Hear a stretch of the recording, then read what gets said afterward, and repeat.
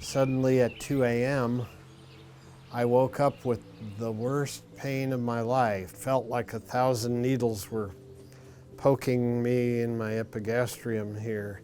My phone rang at 2-something in the morning, and it was my dad, and he doesn't ever alert me of anything. So of course I answered right away, and him being a retired emergency department nurse, he told me he had severe abdominal pain. You know, do you want me to come get you, or do you want me to call the squad? Which of course he's part of. Me being in the medical field too, I was thinking, where does he need to get? You know, do we need to get to a cath lab, or do we need to go to Omaha? And knowing the Fremont Hospital, how I do, I thought, nope, I'm just gonna get to the closest place, and I know they take good care of people. I knew the people there, I knew how hardworking they are and how completely knowledgeable and competent and experienced they are. I felt extremely comfortable.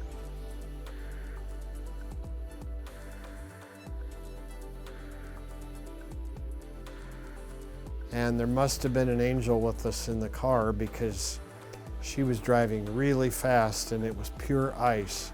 And so they just opened up the doors, got us right back there. When the tests were normal, he just said, well, something isn't normal, so we're gonna keep going. Then the pain came back. Dr. Pentel came right back in, and he said, okay, here's the deal. Since we haven't had a good answer thus far, we gotta go in and see what's causing this. And then we found something very terrible causing it.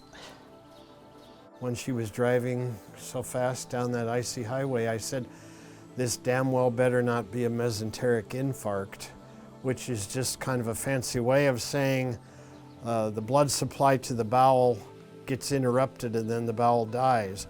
He was very sick. At that point, he'd been through one surgery.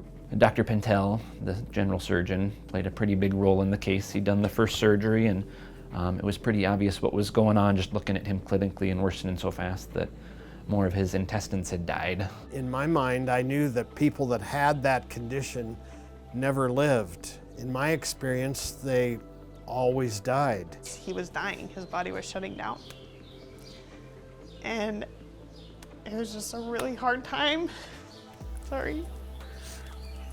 We were at kind of a crossroads. Some people that get that sick that fast don't survive the next step. It was also pretty clear that surgery was going to be the only way he had a chance. You might wind up with all kinds of different tubes and things, and I said, just do it. He wanted to keep fighting no matter what. Dr. Pentel was agreeable to take him to surgery and take that big risk. Our lead nurses call anesthesia in very quickly, and we get a team together, and I'll tell nurses all the time that it's a team game. There's so much that we can't do alone.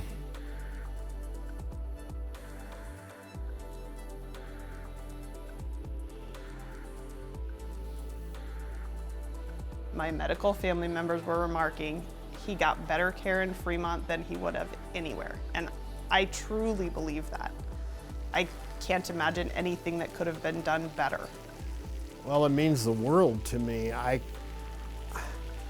needed the absolute best medical and nursing care that the world has to offer that night. I'm thrilled to know, as a small community member, that we do have such services close. It just makes you breathe easier.